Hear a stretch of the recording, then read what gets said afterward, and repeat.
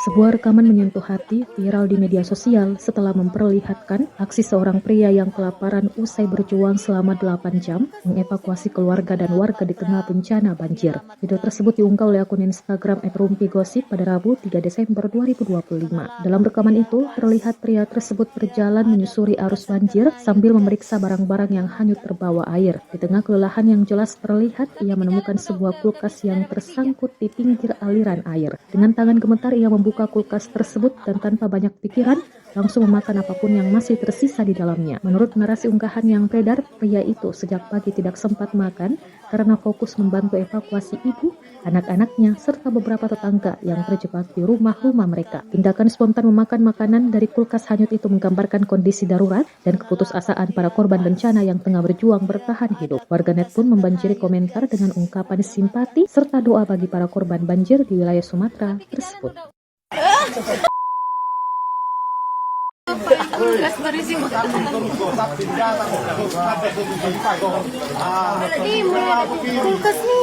Inilah Pak Bram, penyelamat kami.